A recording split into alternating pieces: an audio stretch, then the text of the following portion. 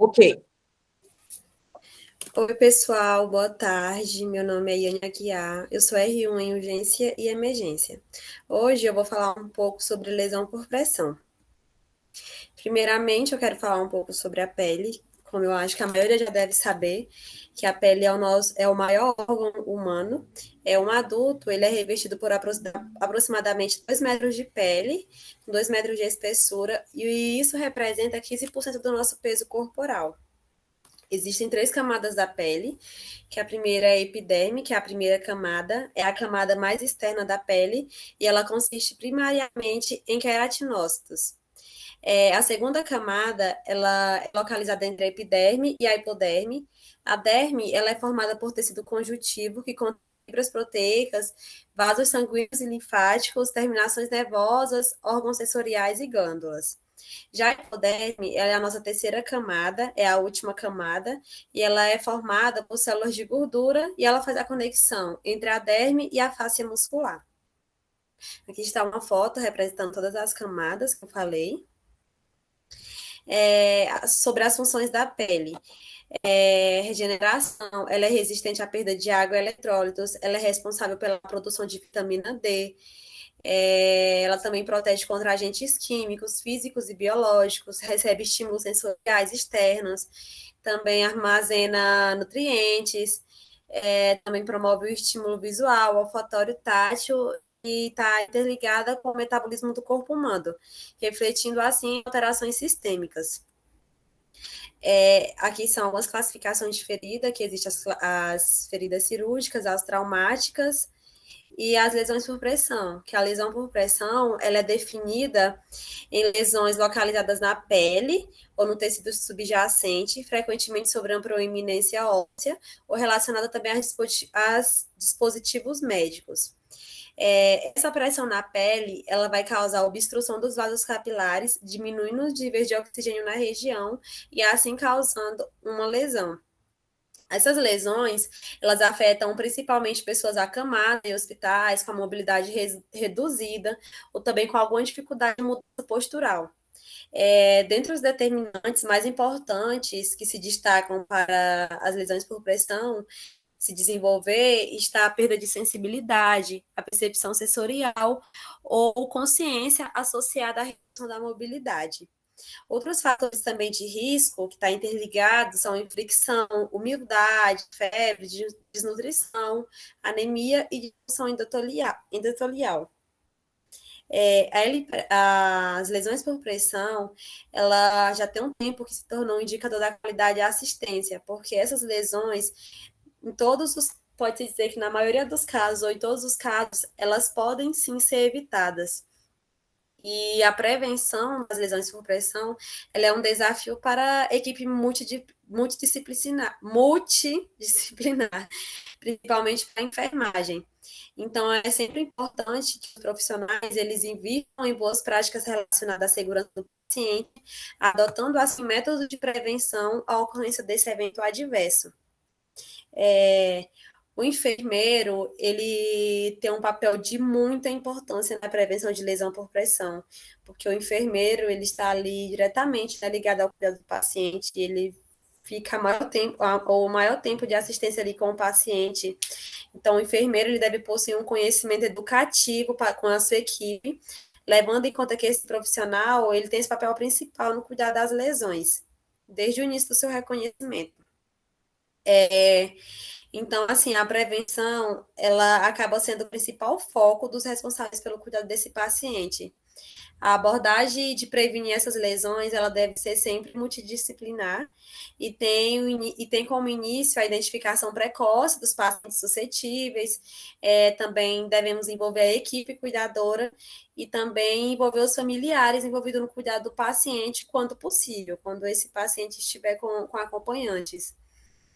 É, Aqui nessa foto, mostra as regiões de mais incidências de lesão por pressão, que é o trocânter, joelho, mauléolo, a região sacral, cotovelo, ombro, escápula e isquio.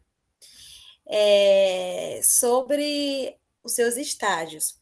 No estágio 1, da lesão por pressão é aquela pele que ela ainda se encontra intacta, porém, ao toque do rubor, a pele ela não se torna branqueável. Ela pode estar dolorosa, demasiada, pode parecer que está mais quente, dura ou mole.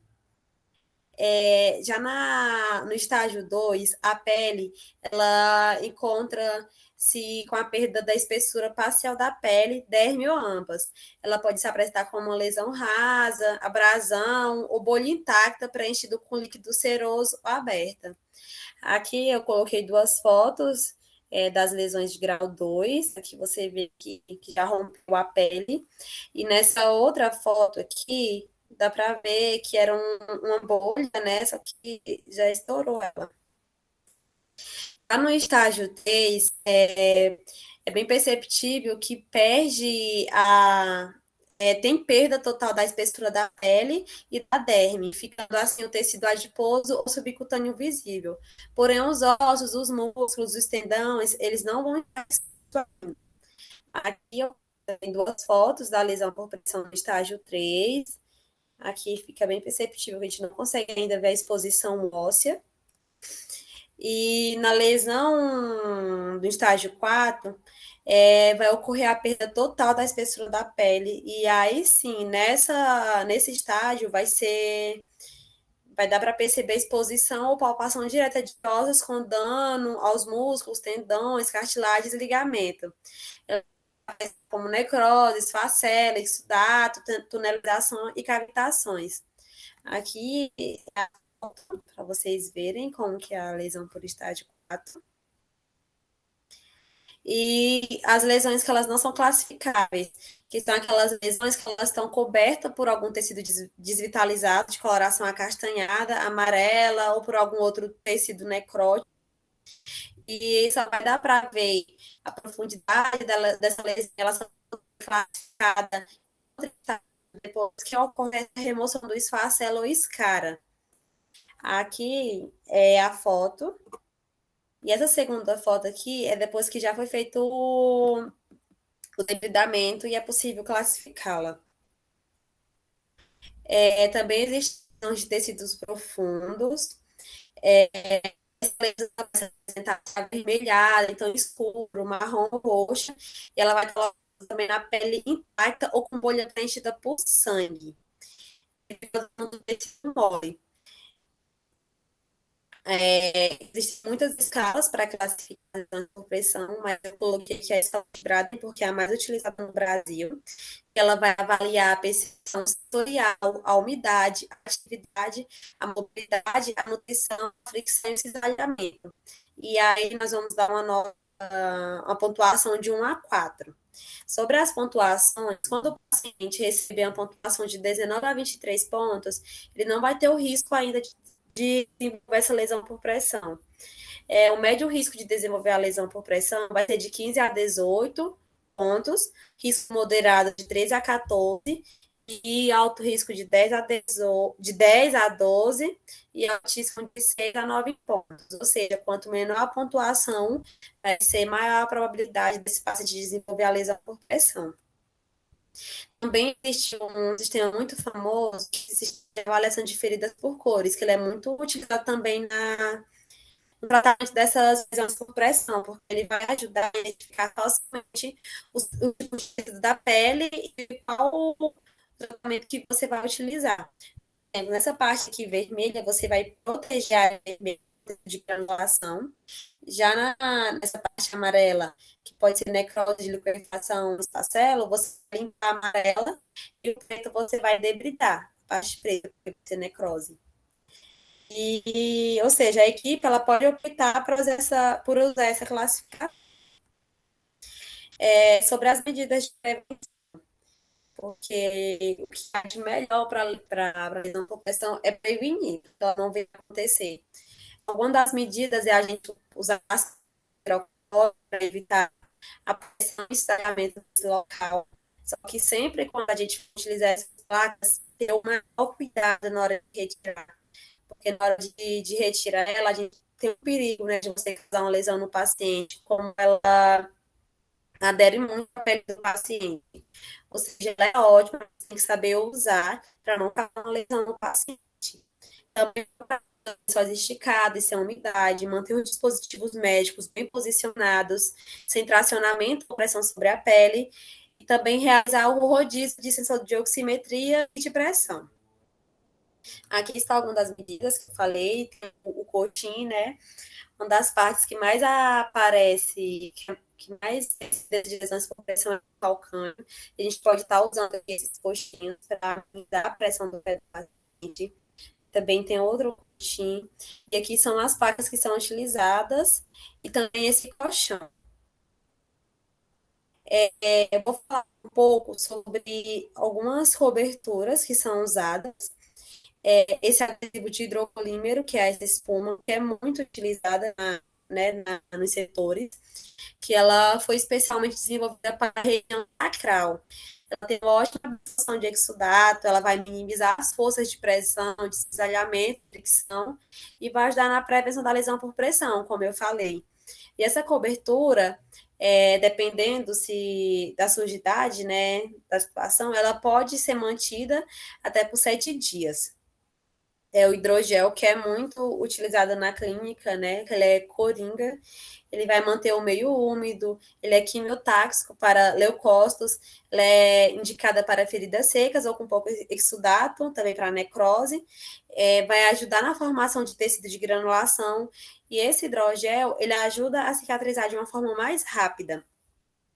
A colagenase, que ela é um agente de desbridamento enzimático, ela vai promover o preparo do leito da ferida através da limpeza enzimática das áreas com tecidos viável para a cicatrização, só que ela promove um debridamento lento. O AGE, que a gente também usa muito na clínica, só que também tem que ter um certo cuidado, né? O AGE promove a quimiotaxia e a angiogênese, vai manter o meio úmido, acelera o processo de cicatrização, a troca é diária. E a gente não se usa na lesão aberta, em tecido com necrose ou tecido desvitalizado, então a gente tem sempre que ter esse cuidado.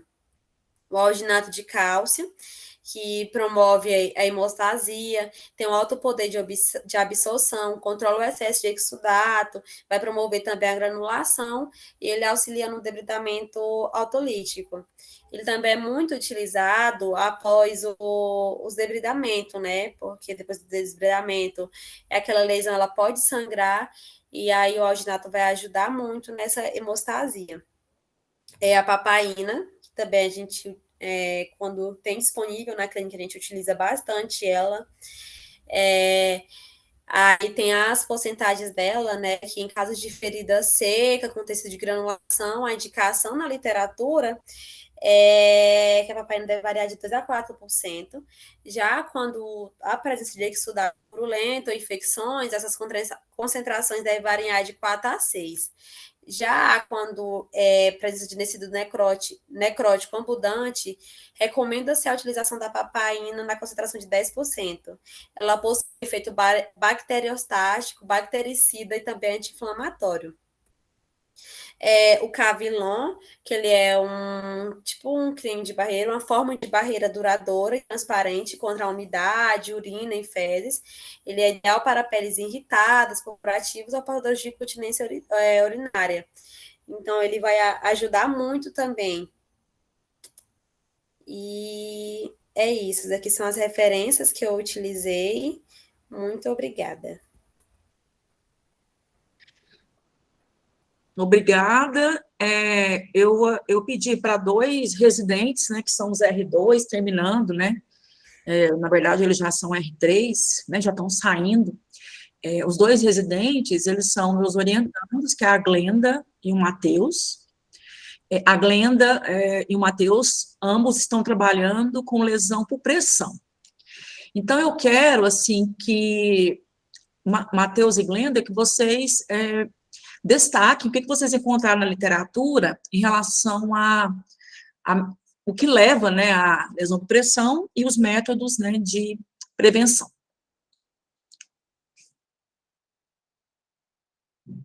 O Matheus está por aqui, que aí ficaria mais fácil de falar da incidência e eu falo da prevenção. Não, o Matheus está aí. Matheus?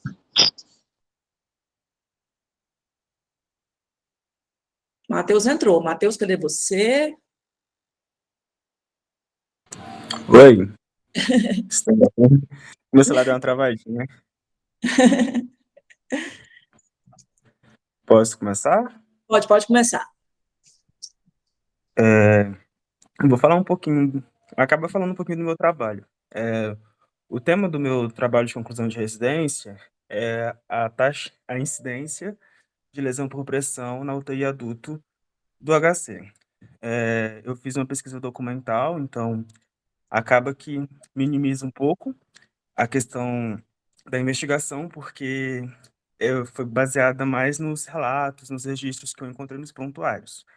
Mas a incidência que eu encontrei foi um pouco aquém daquela que a gente vê todos os dias estando dentro da UTI, que foi uma surpresa, mas acabou sendo justificada pela questão do perfil de pacientes e tudo mais. Eu investiguei esse período de 2021, que foi quando a UTI deixou de ser dividida em mista e clínica, e passou a ser, melhor, médica e cirúrgica, e passou a ser uma UTI única, geral, porque tinha outra que era dedicada a pacientes COVID e tudo mais. Então, as anotações deixaram um pouco a desejar, mas eu pude perceber que, através dos dados coletados, a incidência é em torno de 18,9%. E, principalmente, as lesões de maior cometimento são as lesões sacral e calcânea, tendo acometido a maioria dos pacientes que tinham lesão e também a maioria daqueles que possuíam mais de uma lesão.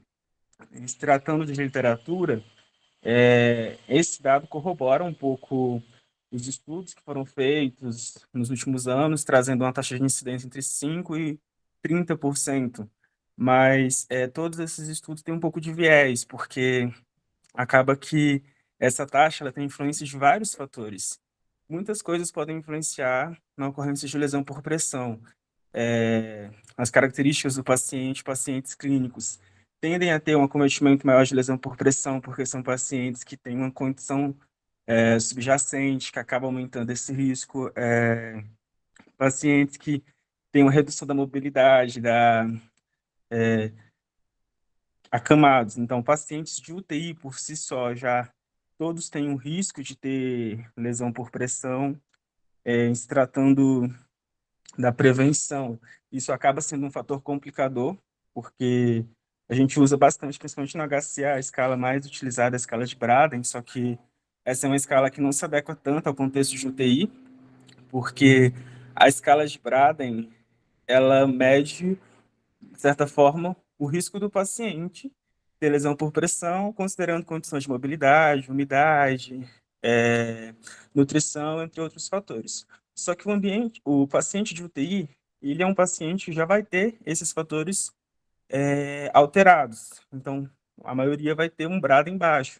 Só que isso não vai dar um indicativo de qual paciente tem mais risco de desenvolver lesão por pressão, porque todos vão ter uma pontuação parecida. Então, a ausência de uma escala que diagnostique o risco adequadamente dos pacientes também contribui para aumentar a incidência, porque, vocês pensem comigo, se eu não consigo dizer qual o risco do paciente ter lesão por pressão, eu também não vou conseguir prestar melhores cuidados preventivos naquele paciente, otimizar os cuidados, individualizar, e acaba que vai sobrecarregar a equipe, porque vai aplicar os mesmos cuidados para todo mundo. A gente sabe que cada um tem um cuidado individualizado e acaba que compromete a questão do aparecimento de lesões por pressão. A lesão por pressão, a gente, assim, pesquisando na literatura, vendo os artigos e tudo mais, a gente descobriu que é um dos eventos adversos mais recorrentes. São mais recorrentes que as quedas, principalmente no ambiente de UTI, porque o paciente em UTI ele está bem monitorizado. A queda é relativamente raro de acontecer. Lesão por pressão, não, porque um paciente de UTI, ele está cheio de dispositivos. Tem um tubo, tem um dreno, tem uma série de coisas que impedem até mesmo fazer a mudança de decúbito adequado. Então, é mais nesse sentido. Em relação à lesão por pressão, sacral e calcânea, isso pode dá um indício de que são mais, quer dizer, que a mudança de decúbito não ocorre conforme a literatura. Mas aí vem novamente para aquela questão que eu falei, que o paciente de UTI não tem uma escala adequada para fazer essa otimização dos cuidados, então a gente não tem noção de qual é o paciente que tem maior risco e e não faz a mudança conforme preconizado, porque a mudança varia de acordo com o paciente. Pacientes que têm maior risco de 2 em 2 horas, menos risco de 4 em 4 horas. Além disso, a gente não conta com alguns dispositivos, como, por exemplo, de alívio de pressão para o calcanhar, que otimizariam mudanças de decúbito para mais tempo.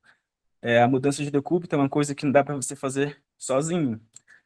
Dependendo do paciente, você consegue movimentar, mas acaba tendo risco ergonômico para o profissional. Então, demanda tempo, demanda equipe. É toda uma questão.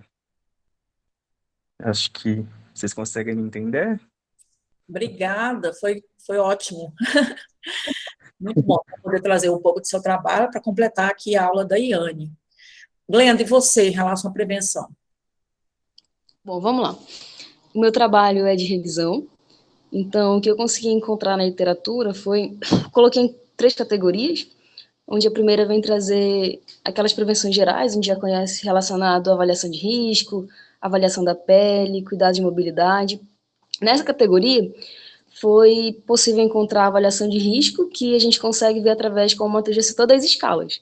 Então, eu consegui reunir 4 artigos que falam da aplicação das escalas. A Braden vem como sempre a mais citada, porém tem esse problema de especificidade. Como ela não foi feita específico para o paciente de UTI, ela acaba que ela não tem uma especificidade e uma sensibilidade para esses pacientes. Um artigo só trouxe de um estudo que foi feito que disseram que ela era boa, foi bem avaliada por eles. Porém, 3 fizeram essa comparação e disseram que não, que a escala de Braden, por mais que seja muito utilizada, ela não traz essa especificidade. Então, eles meio que tentam trazer escalas mais específicas para a UTI, como a escala de Calculate, também, que eles conseguem avaliar parte de ventilação mecânica, se esse paciente está usando droga vasoativa, e também a adaptação de uma outra escala também, que eles conseguem colocar esses denominadores e a gente consegue ter uma noção melhor do que é esse paciente que a gente está de frente com ele e quais são as especificidades que ele tem. Se é um paciente que está em ventilação mecânica, beleza, preciso de mais uma pessoa para fazer a mudança de decúbito, vai ser um paciente que vai tender a ficar ali mais centralizado na cama, que está usando droga vasoativa, então a gente vai pensar numa perfusão pior. Já na avaliação da pele e cuidados, eles vêm trazendo essa inspeção diária como um dos fatores também primordiais para que se avalie essa pele, para que não seja só uma inspeção rápida, mas que seja feita essa inspeção nessas proeminências ósseas. A hidratação da pele também é fundamental, justamente para fazer com que a pele ela fique mais protegida e fique íntegra, dificultando assim a lesão por pressão. Teve até um estudo, que inclusive eu vou ter que tirar, que foi um consenso, mas para título de informação para a gente é bom, que lá eles conseguiram fazer um consenso de que a avaliação do paciente crítico de baixo risco ela deve ser feita a cada 4 horas, porém de intermediário e de alto ela deve ser feita a cada 2 horas, e vai de acordo com o paciente também. Outros estudos também trazem a importância da mudança de decúbito a cada 2 horas, e alguns outros estudos também trazem apenas a mudança de decúbito, eles não definem a quantidade de horas a ser trocado. Relacionado ao controle de umidade também, já que essa pele úmida ela vai também ter mais facilidade de abrir lesão por pressão, a quantidade com umidade também relacionada aos lençóis, sendo que quanto mais lençóis a gente põe, mais úmido pode ficar e também dificulta a questão do colchão, desse ar circulando ali para melhorar essa umidade. O suporte nutricional, ele vem, assim, muito importante, tendendo ao paciente, tendendo que grande parte vai estar com essa dieta enteral, ou mesmo parenteral, que é piora esse fator dele. Então, ter sempre esse contato com a nutricionista, com a equipe de nutrição, para que esteja sendo ofertado para esse paciente essa avaliação nutricional ou também a suplementação. E outro detalhe importante são os curativos preventivos. Vários artigos vêm abordando a questão de curativo preventivo, tiveram sucesso na aplicação, sendo de multicamadas, sendo hidrocoloide, eles conseguem prevenir essa incidência de lesão por pressão. Curativos também de aplicação no calcanhar, ou elevação desse calcanhar, também a gente deve ter esse cuidado com o calcanhar.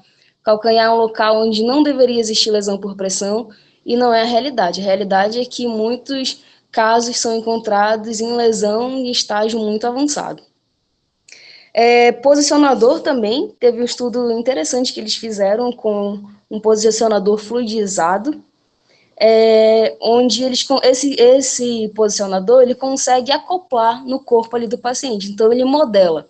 Diferente dos nossos que a gente tem na UTI, que a gente sabe que é improvisado, é um lençol que é feito de coxim e é o que a gente tem para usar. Então, eles trouxeram isso como uma tecnologia, não é algo que está no nosso alcance no momento, mas eles pesquisam para que tecnologias sejam feitas e que tenha uma melhora nessa questão de prevenção, onde eles tiveram muito sucesso, tanto para ser coxim mesmo, para apoio de costas, como também em região occipital. Eles conseguiram reduzir muito, principalmente naqueles pacientes que estavam em ventilação mecânica e também em circulação extracorpórea. Superfícies ativas também contribuem para essa lesão por pressão, vários tipos de colchões são estudados, e aí eles também vêm trazendo a diminuição na incidência de LPP. Outra categoria que tem são relacionadas aos cuidados a dispositivo médico, que muitas vezes acabam sendo negligenciados, mas eles estão lá e eles existem. E quando muitas vezes a gente vai perceber, já está avançado também. Então, relacionado à fixação de sonda nasointeral, sonda nasogástrica, verificar sempre também onde estão esses dispositivos, fazer a mudança desses dispositivos, cuidado com o oxímetro, também eles causam lesão por pressão, principalmente naqueles pacientes que eles não conseguem ter essa movimentação. Então, são pacientes que demandam mais, e é um dos cuidados que a gente tem que ter. Muitas vezes a gente vai lá, passa 24, 48 horas no mesmo dedo e acaba que isso contribui para que tenha lesão por pressão. A aplicação de hidrocoloide também ajuda a não desenvolver lesão relacionada a dispositivo médico. O tempo de permanência que esse paciente precisa ficar com esse dispositivo para ver se realmente é necessário ele estar com o dispositivo ou se já passou do tempo, se a gente pode retirar, para evitar que seja realizada uma lesão. Materiais que ficam sobre o paciente ou que ficam em cima do paciente, também é importante ficar atento a esse item. E a última categoria é relacionada ao conhecimento dos profissionais, onde alguns estudos conseguem dizer que o conhecimento dos profissionais é satisfatório, mas outros também eles apontam que não, que pode ser que o conhecimento seja bom para a prevenção de lesão por pressão, mas que na hora da atuação relacionada ao que o que acontece, quais os dispositivos que a gente pode usar, quando pode usar, fica a desejar. Então, esses foram alguns dos cuidados relacionados à prevenção que eu consegui verificar através da pesquisa dos meus artigos.